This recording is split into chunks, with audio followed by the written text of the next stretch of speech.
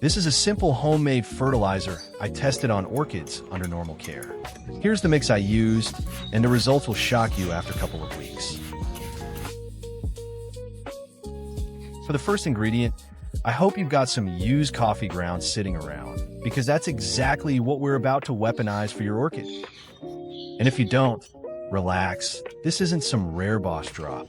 Just walk into any coffee shop down the street and ask for their leftover grounds. They produce so much of that stuff daily, it's basically a side quest reward they're trying to get rid of. Because here's what most people don't realize. Those scraps are actually packed with organic material that breaks down over time and feeds your plant in a much more natural way. We're talking slow-release nutrients, improved moisture retention, and a better environment for root activity. Not instant results, but the kind that actually stick around. All you need now is a bit of hot water, just enough to wake those coffee grounds up and get everything moving. Not boiling it into oblivion. We're not making revenge espresso here. Just warm enough to activate what's inside and let it release all that good organic material. Next up, we're bringing in a banana, and no, not for a snack break, because the real value here isn't the fruit, it's the skin. Yeah, the part most people throw away without a second thought. Turns out that trash is carrying more plant-friendly nutrients than you'd expect. So grab that peel and cut it into smaller pieces while we talk, because what you're holding is basically a slow-release bundle of potassium, a bit of phosphorus, and other trace elements your orchid can actually use over time.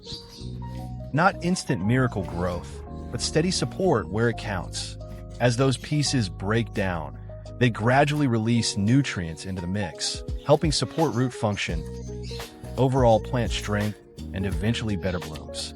It's not flashy, it's not some neon-colored liquid in a bottle, but it works with the plant instead of overwhelming it. Now here's where people mess it up. Do not throw everything into the same container like you're making some kind of botanical soup. Separate them. Coffee in one, banana peel in another. Trust the process. It might look unnecessary right now, but there's a reason we're not letting them mix just yet. Because each ingredient breaks down at a different rate. Coffee releases fast. Banana peel takes its sweet time. If you combine them too early, you end up with an unbalanced mess where one thing dominates and the other barely gets to do its job. After about 10 minutes, now we move. You're going to want to strain everything out, and we start with the coffee first because this one is about to get an upgrade. Get that liquid separated nice and clean. No chunky chaos, just the solution. And now, the final ingredient enters the arena. Vitamin B1, 3 tablets, straight in. Yeah, we just went from kitchen scraps to low-budget lab experiment real quick. Because vitamin B1, also known as thiamine, is commonly used to support root recovery and reduce transplant stress in plants. It's not some magical instant bloom cheat code, but it helps your orchid handle stress better and focus on rebuilding strong roots instead of panicking like it just got thrown into a boss fight.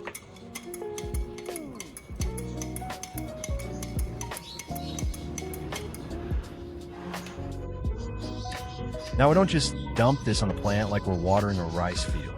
We apply it with precision. First step, grab a spray bottle, and we're going to mist it around the plant. Controlled, targeted, like you actually know what you're doing. Light sprays, not a tropical storm.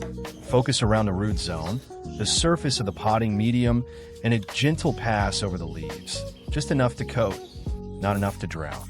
If your orchid looks like it just survived a monsoon, you've gone too far. Because at this stage, we're not force-feeding nutrients, we're introducing them. Orchids absorb moisture and dissolve compounds not just through roots, but also through their aerial roots and leaf surfaces.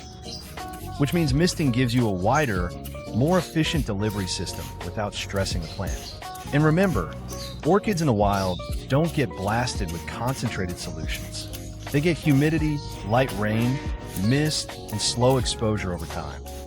We're mimicking that natural environment, not replacing it with chaos. So take your time, move the spray evenly, let the droplets settle, Let the plant breathe between passes. This isn't a speed run. It's controlled support. Do it right. And what you're giving your orchid isn't just moisture. It's a steady, manageable intake of nutrients that helps roots recover, encourages healthier growth, and builds resilience over time. Remember that banana peel we set aside earlier? Yeah, it's finally time to bring it back into the story. Go ahead and strain that mixture out. And this time, don't keep it separate. Pour it straight into the coffee solution. This is where everything starts to come together, because now you're combining fast-acting nutrients from the coffee with the slower, steady release from the banana peel. One works quick, the other plays the long game. And together, they create a more balanced mix instead of one overpowering the other. What you've got at this point isn't just random kitchen leftovers anymore. It's a layered solution. Different sources, different release speeds, all working together to support root health, nutrient uptake, and overall plant stability. And now, the final step. We take everything we just built and actually deliver it where it matters most, the base of the plant. Pour the solution slowly around the root zone. Not a flood, not a panic dump. Controlled, steady application. Let the medium absorb it. Let the roots take it in naturally. This is where all that preparation finally pays off. Because at this stage, you're no longer just misting for surface support. You're feeding the root system directly, giving it access to a balanced mix of nutrients, moisture, and support compounds that help it recover, strengthen, and actually function the way it's supposed to. And remember, orchids hate sitting in soggy conditions. So give it enough to soak through the medium, then stop. No swamp creation, no drowning the roots. We're building strength, not testing survival mechanics. What you've done here, from coffee scraps, banana peel, and a few tablets, is create a simple, layered system that supports your orchid from the outside in and the inside out.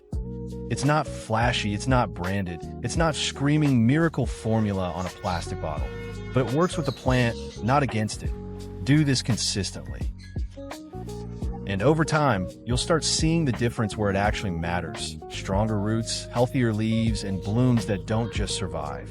They show up like they've got something to prove.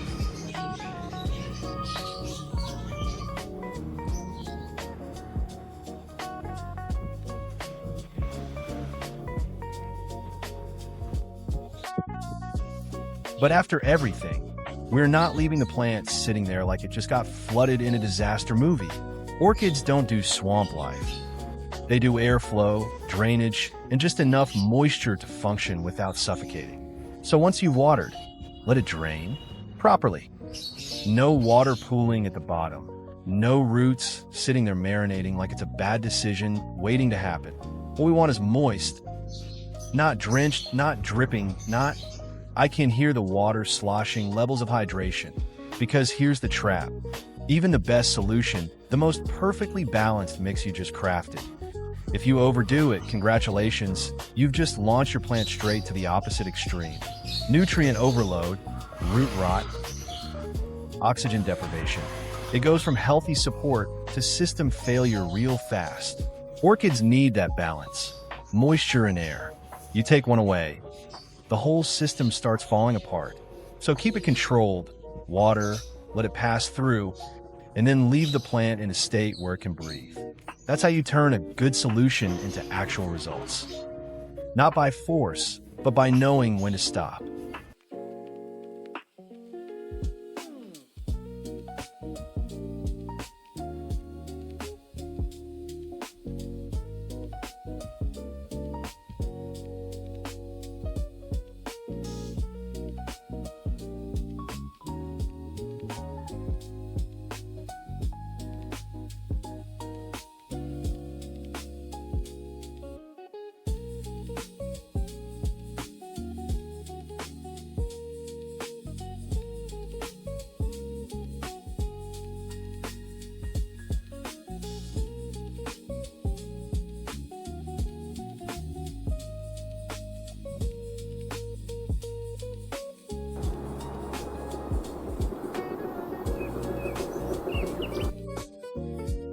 And after 2 months of consistent care, this right here is the result of everything you just did.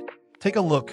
Full, glossy leaves spreading wide like they actually have something to show off. Roots gripping and anchoring with confidence. And those blooms? Yeah, those aren't shy. You've got vibrant yellows, rich pinks, soft gradients blending across the petals. Each flower sitting clean, upright, and structured like it knows it made it. No wrinkled leaves, no dull color, no I'm barely surviving energy. This is a plant that's stable, fed, and fully locked in. Look closer. The leaves are thick and smooth, no dehydration lines, no limp posture. That's proper hydration and nutrient balance over time. The spikes are holding multiple blooms without collapsing, which means the plant has enough stored energy to actually sustain them, not just push them out as a last resort.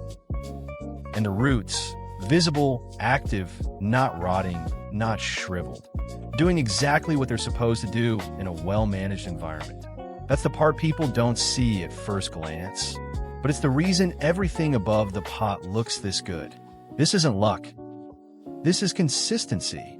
Simple ingredients, controlled application, and actually paying attention to what the plant needs instead of guessing. What started as scraps, water, and a bit of patience turn into this: healthy structure, strong growth, and blooms that don't just exist, they perform. And just like that, that's everything for today's video. From random kitchen scraps to a full-on orchid glow-up. Not bad for something people usually throw away without a second thought. Now, if you made it this far, chances are you didn't just watch. You learned something your plants are definitely going to benefit from. So here's the deal. If this helped you, or if you want to see more ways to turn simple stuff into real results, go ahead and hit that like button. And if you're trying to level up your plant game without turning your wallet into a victim, consider subscribing, because we're not just growing orchids here. We're building systems that actually work over time. Stick around. There's a lot more coming, and trust me, your plants will notice the difference before you do.